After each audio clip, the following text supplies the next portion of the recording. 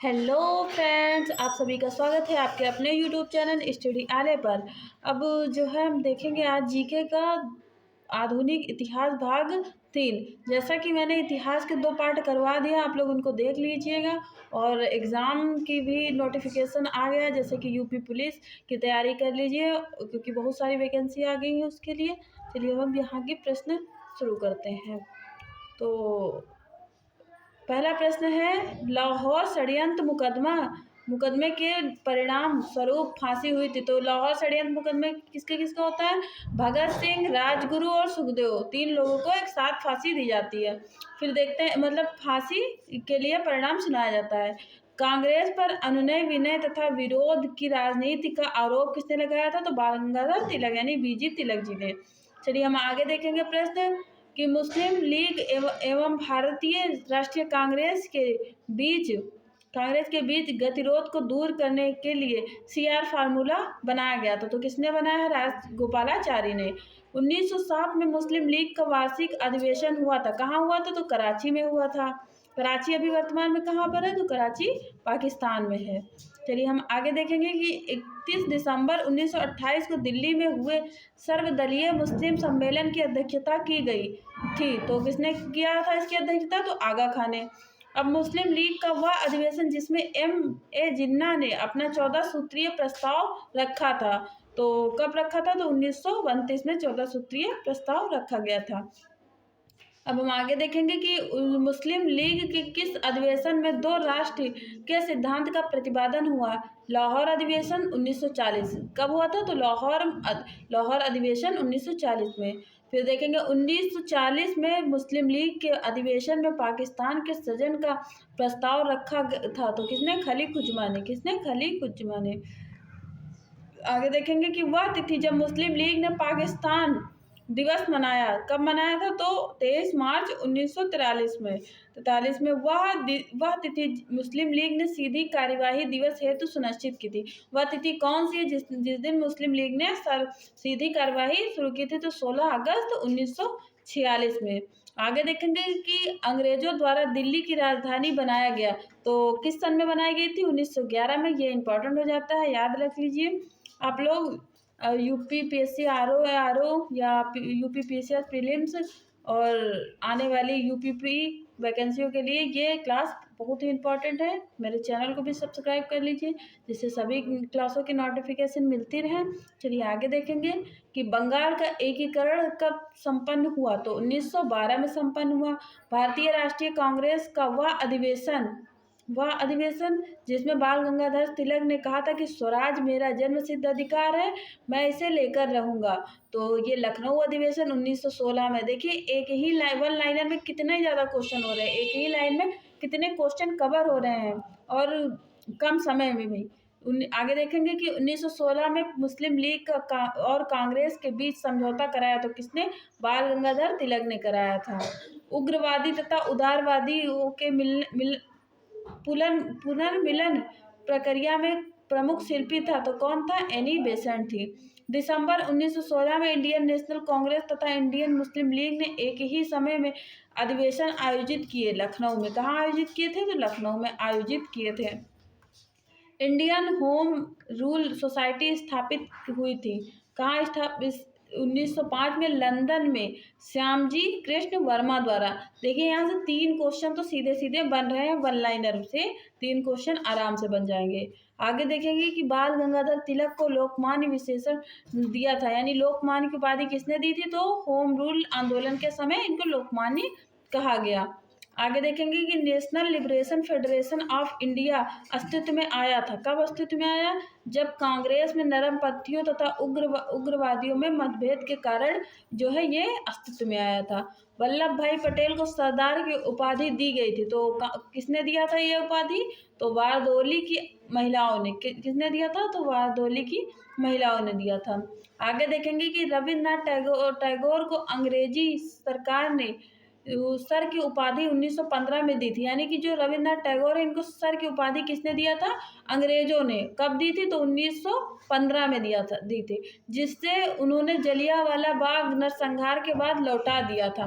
और जलियांवाला बाग नरसंहार कब होता है? तो 1919 में। देखिए यहाँ से दो क्वेश्चन आराम से ही निकल रहे हैं, इसलिए वन लाइनर जो है फास्ट रिवीजन हो जाता है। आप आगे भी तैयारी, मैथ भी पढ़ सकते हैं, रीजनिंग भी पढ़ सकते हैं, क्योंकि जीके का टेंशन छोड़ दीजिए आप।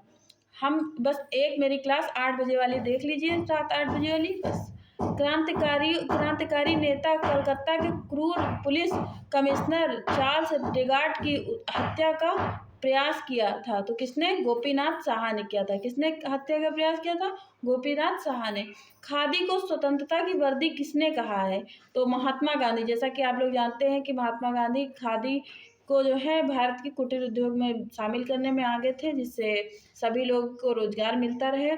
आगे देखेंगे कि एम.के. गांधी, यानी कि जो है गांधी को ने निम्नलिखित भारतीय राष्ट्रीय कांग्रेस के अधिवेशनों में से किस एक में सर्वप्रथम भाग लिया था? तो उन्होंने आज तक एक ही में लिया था। तो कौन से भाग में? कलकत्ता अधिवेशन 1901 में लिया था। कलकत्ता अधिवेशन 1901 में लिया था। आगे देखेंगे कि महात्मा गांधी ने सत्याग्रह शस्त्र का उपयोग सर्वप्रथम कहाँ किया था? तो सत्याग्रह सबसे पहले प्रयोग दक्षिण अफ्रीका में होता है। याद रखिएगा, इंपॉर्टेंट है क्वेश्चन, कि महात्मा गांधी ने सत्याग्रह शस्त्र का उपयोग सर्वप्रथम किया था, तो दक्षिण अफ्रीका में हो जाएगा। सत्याग्रह शब्द गढ़ा था तो किसने? महात्मा गांधी ने। महात्मा गांधी ने भारत में अपना पहला जन भाषण दिया था कहाँ? वाराणसी में। कहाँ पे दिया था जन भाषण? वाराणसी में दिया था। आगे देखेंगे कि महात्मा गांधी को आदेशित किया था कि वह भारत में प्रथम वर्ष खुले कान पर मुंह बंद कर दे व्यतीत करे। ये किसने कहा था? तो गोपाल कृष्ण गोखले ने। खुले कान पर मुंह बंद कर व्यतीत करे। भारतीय राष्ट्रीय कांग्रेस के अधिवेशन में महात्मा गांधी को चंपारण के किसानों की समस्याओं से अवगत कराया गया था। तो कब कराया गया था? लखनऊ अधिवेशन 1916 में। कब? लखनऊ अधिवेशन 1916 में। गांधी ने बंधुआ मजदूरों को मुक्त कराने का अभियान आरंभ किया था। तो कहाँ से आरंभ किया था? पटना से। पटना किसकी राजधानी है? तो पटना हो जाएगी बिहार की राजधानी। गोखले के राजनीतिक गुरु थे। तो कौन थे गोखले के? देखिए, गोखले जी के राजनीतिक गुरु थे एम.जी. रनाडे, जिन्हें हम लोग क्या कहते हैं? महाराष्ट्र का सुकरात कहते हैं। और गोखले किसके थे राजनीतिक गुरु? तो ये महात्मा गांधी के थे। एम.के. गांधी ने हिंद स्वराज लिखी थी। इनकी पुस्तक है हिंद स्वराज। जब कब लिखी थी? 1919 में इन्होंने लिखा था। आगे देखेंगे कि जलियांवाला बाग हत्याकांड कब हुआ? तो 13 अप्रैल 1919 को। फिर है आंदोलन में महात्मा गांधी ने पहली बार भूख हड़ताल का प्रयोग किया था। किस आंदोलन में किया था? तो अहमदाबाद की हड़ताल में जो है भूख हड़ताल किया था। चंपारण में 3 कठिया प्रथा का तात्पर्य क्या था? 3 कठिया यानी 3/20 भूभाग पर नील की खेती करना ही होगा। 3/20 भूभाग पर। तो गांधी जी ने अपना प्रथम सत्याग्रह आरंभ किया था किसके विरुद्ध? मजदूरों को कम मजदूरी देने के विरुद्ध में भारत में शुरू किया था। वैसे तो सत्याग्रह सबसे पहले साउथ अफ्रीका में, यानी अफ्रीका में। चंपारण संघर्ष में महात्मा गांधी का साथ दिया था। किसने दिया था? राजेंद्र प्रसाद और अनुग्रह नारायण सिंह ने, यानी कि अनुग्रह नारायण सिंह ने दिया था। आगे देखेंगे कि गांधी जी भारतीय राष्ट्रीय कांग्रेस के अध्यक्ष थे, तो बेलगांव अधिवेशन के। महात्मा गांधी के चंपारण सत्याग्रह का विरोध किया था किसने? एन.जी. रंगा ने चंपारण का विरोध किया था। गांधी जी के नाम से पहले महात्मा जोड़ा गया था। किसमें? कब जोड़ा गया था? तो चंपारण सत्याग्रह के दौरान। जलियांवाला बाग नरसंहार पर कांग्रेस जांच समिति को रिपोर्ट के प्रारूप लिखने का कार्य सौंपा गया था। तो किसने लिखा था? महात्मा गांधी ने लिखा था।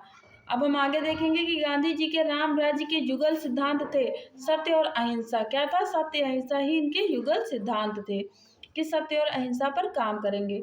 अब हम आगे देखेंगे जलियांवाला बाग हत्याकांड के विरोध में वायसराय के कार्य परिषद से त्याग पत्र दे दिया था। तो किसने दे दिया था?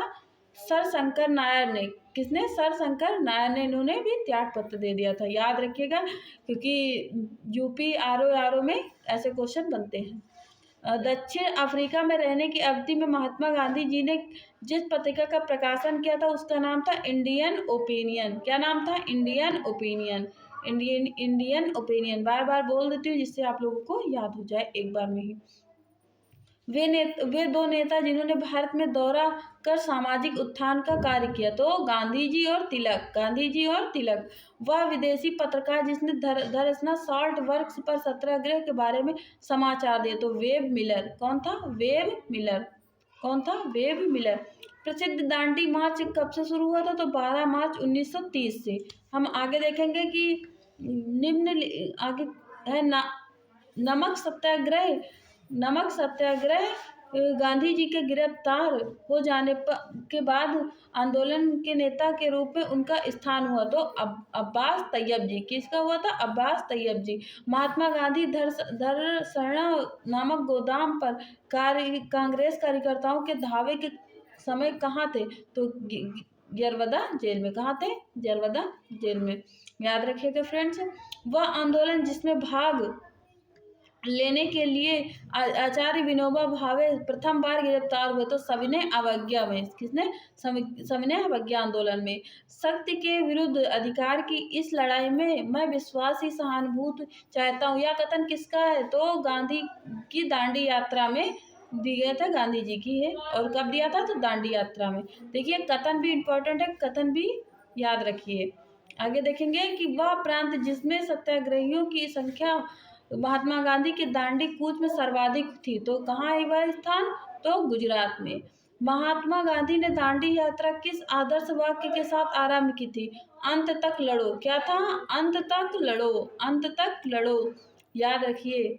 भारतीय इतिहास में तिथि 6 अप्रैल 1930 जानी जाती है। किसके लिए? महात्मा गांधी द्वारा दांडी मार्च के लिए शुरुआत हुई थी ना दांडी मार्च, इसलिए गांधी जी ने दांडी मार्च प्रारंभ किया था। किस लिए? तो नमक कानून तोड़ने के लिए। किस लिए? नमक कानून तोड़ने के लिए। अब देखिए दांडी मार्च से सारे क्वेश्चन कवर हो गए आपके। आगे देखेंगे कि वानर सेना और मंजरी सेना संबंध है, तो सविनय अवज्ञा आंदोलन से। गांधी की यात्रा से संबंधित दांडी स्थिति है, तो किस जिले से? नवसारी जिले से। तो फ्रेंड्स आप सभी को 2-3 पार्ट और मिल सकते हैं, क्योंकि आधुनिक भारत बड़ा है और एग्जाम के लिए इम्पोर्टेंट है, इसलिए परेशान मत होइएगा। सारे भाग देखिए, आपको सब समझ में आएगा। और मेरी वीडियो जो है आधुनिक भारत की भाग 1 से ज़रूर देखिए। आज मेरा पार्ट भाग 3 था, और आगे ही 3-4 भाग और आ सकते हैं। इसके बाद हम भूगोल पढ़ाएंगे, और जिसके लिए आपको जीके की टेंशन नहीं लेनी है। और मेरी वीकली करंट अफेयर हर संडे को आपको मिल जाएगी। तो मेरे चैनल को सब्सक्राइब कर लीजिए, जिससे मेरी वीडियो जब भी बने नोटिफिकेशन आपके पास आ जाए। Thanks for watching. Thank you.